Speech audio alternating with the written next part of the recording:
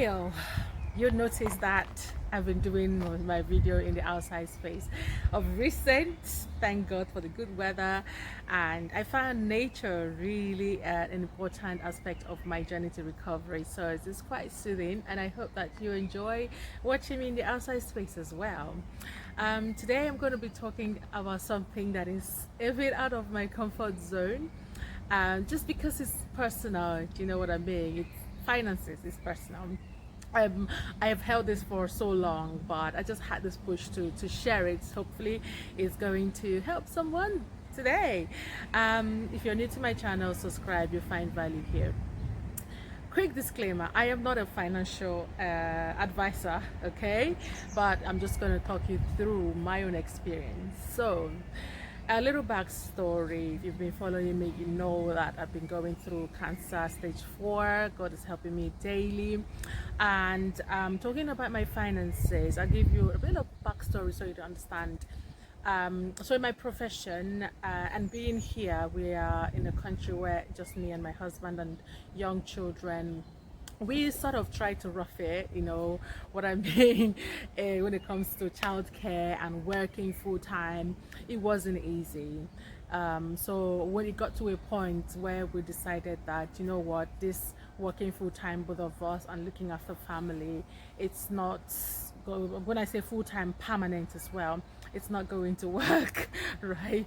We are present parents. We want to be present in the lives of our children. So we decided that one of us would go full-time agency. So in the United Kingdom, what full-time agency means is that you are going to work as when you want, as at when you want. Now, a lot of people would say, why would you do that? You don't have benefits of this and that. I'm not about to talk about that. There is pros and cons, right? But one of the things that I'm going to talk about is because I'm going to mention it, because that was one of the reasons why I actually, I'm not missing out on much, and that is if off sick. Now, I'm not one that falls sick. The only time that I call off sick all through my work period, especially in this country, is when I'm pregnant. So it's just like any off sick that I have been was pregnancy related. And I'm like, if being off sick is the only reason why I need to stay permanent at a place, then there's really no point to that. And my family is very important to me. The workplace was flexible, but when I came back from maternity leave, a lot of things changed, so it just wasn't working. I had to go full-time. So it's not just about convenience, it's just not about choice, it's about making things work-life balance and family and everything. So I went full-time. Okay, so I went full-time agency 2022 May, right? And everything was good. Like, it was really nice. Like, sometimes we do travel for K, I take my family along and we do staycation and stuff. It was really all working fine. So we were enjoying it, we were enjoying the time with family, we were enjoying the presence with the kids and everything. And so I continued to do that. At some point, you know, when you're working for yourself, there are things that you need to put in place, right? I put it off for a long time. I put it up for a bit. And one of those things is like insurance and what do you call it? What's the name of it? It has a name, it will come to me. But this is an insurance that when you're off work, it will help pay for some of your expenses and stuff, you know, bills and stuff like that. So I put it up. So I started in May. I didn't do it June, July, August, September, October. So it was just random gist with my husband, and he was like, babe, have you done that? And I was like, actually, I have not done it. So I just do it. So we're not talking November 2022. And so I did it. So November 2022, December, and in January, guys, guess what? January 2023 was when I got diagnosed. And it was a lot, it was a lot to process, right? I get it when they say, oh, there's so many advices there that you should have in savings at least 2 to 3 months of your monthly outgoing, so that you cover some expenses should anything happen, you know. But nobody actually prepares for anything happens. And the typical place where I'm originally from, they say, God forbid does it. It's like, it ends in God forbid. Yes, God will forbid, but also God likes us to be prepared for stuff, right? So I did it, and in January this happened.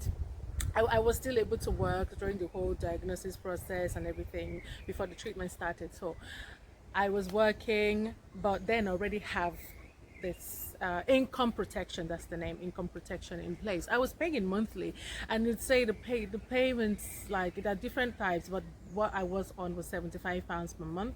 While it looked a lot, yeah, it felt a lot when it was going, but by the time I started reaping the benefit, it was heaven sent. What am I saying in essence? The 2 to 3 months, some illnesses, yeah, 2 to 3 months is fine, but long-term problem like cancer is not 2 to 3 months won't cut it. Before you know it, it's going to run out, and it runs out really quick. So we were on it.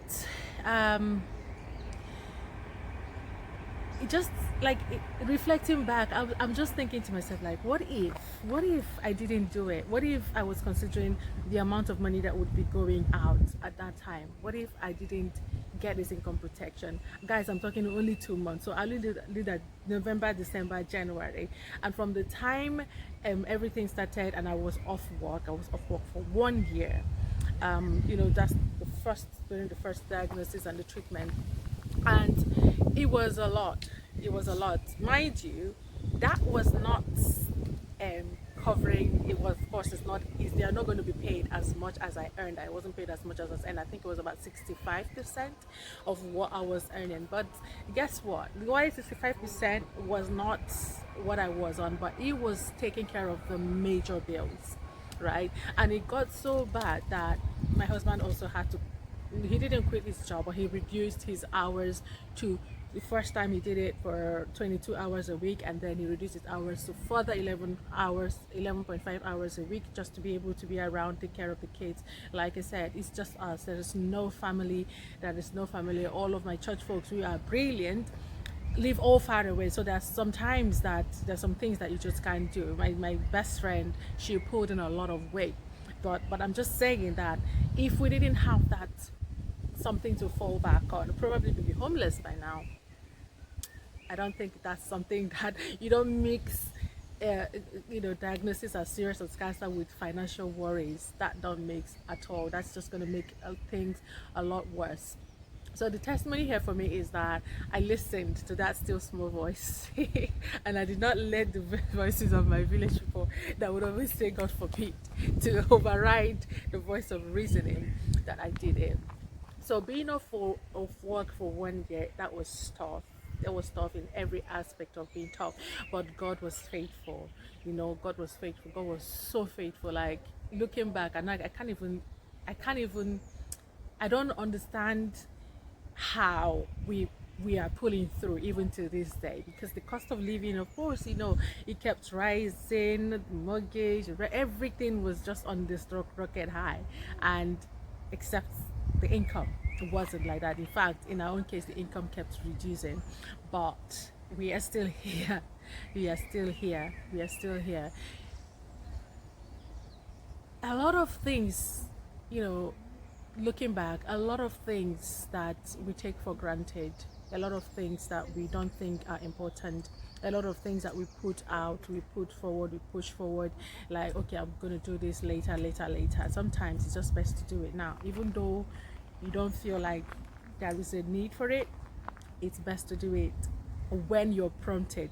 And if you're a believer, there will always be that still small voice. There's always be, especially if you're asking God for guidance and stuff, there's always be that still small voice. If you don't listen to the still small voice, you'll still find a way maybe to bring someone to speak to you about it and everything. And that was my own case, and I'm still grateful. Like, our finances is not it's not close to where it used to be or where we want it to be right now, but God is faithful. We are still able to eat.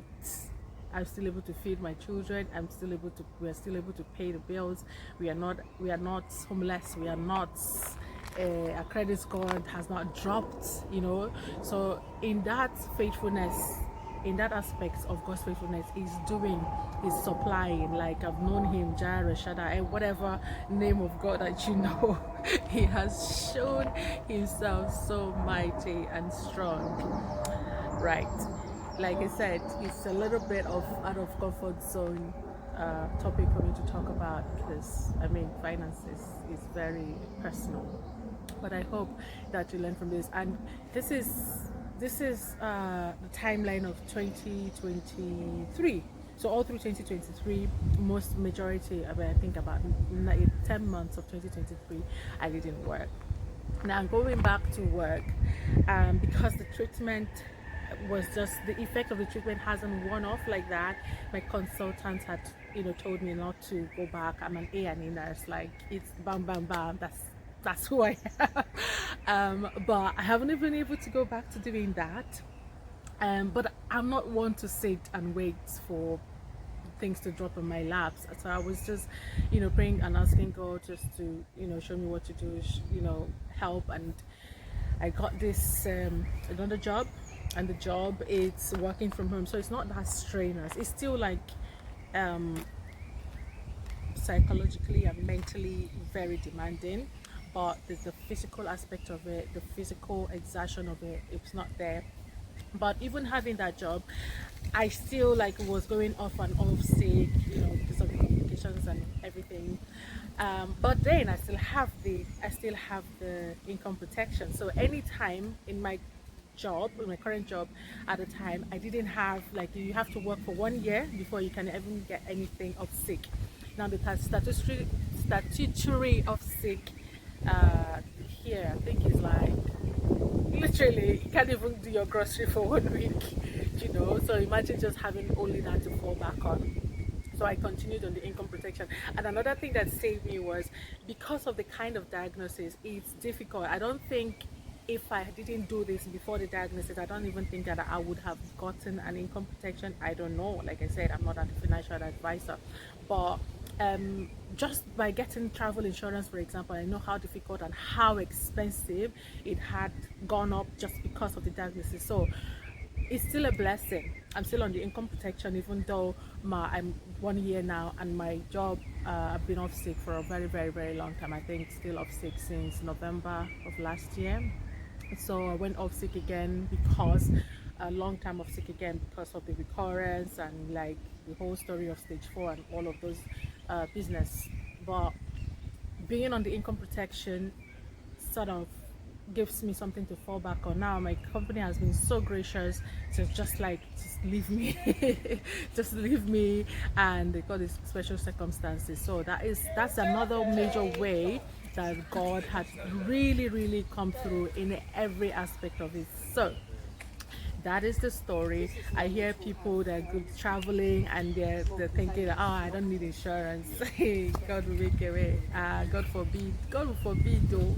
But borrow sense and do the needful. It is very, very important. Just think about your family, and if you don't have a family, just think about yourself. Just imagine being off work in the United Kingdom for almost a year at once. So it's not like you go back and come back. No, it's like no work at all. And another, what, this is May, another 6 months again on top of that. So yeah, it is something to consider. Yeah, and there's other things that I've also looked into. Like, I'm not putting anything away or putting anything for later. Just sort of get your house in order, because you never know. While we are praying that nothing happens, but even the Bible says that in this world, you will have trouble. Yeah, that's what it says. In this world, you have trouble. Now, nobody knows when the trouble will come, but what God has assured us is that He will make a way of escape for us. And I'm seeing His ways of escape in every aspect of this journey. It's not been easy, but He is faithful, and He's my strength daily, and He's just making provision left, right, and center. Provision with practical help, provision from people, provision from, like, I even from my workplace, I got some sort of grant. Like, God just comes through. God came through. God keeps coming through, and I know that He's not done yet. He's not done yet. We are still going there. We are still in the journey. He's not done yet. So, because He said if it's not good, it's not done. So it's not good yet. It's not good yet. I ain't get there right now. I don't know what your own situation might be. It doesn't even have to be cancer. It doesn't even have to be a prolonged thing. But look inside your heart, and look inside your house. and make sure that there will be something going for you, whether you're employed or self-employed or whatever it is, like something going for you in terms of finances. Make a backup plan. May God help us all, and may God help you if you're going through a cancer journey like I am. May God be your strength, and I hope that if you're in the United Kingdom, the weather is so amazing and it's so therapeutic. Try and get out, get some sun, get some cool breeze, and share this video. If you have watched to this point and you have not shared it, why? Till next time, stay blessed.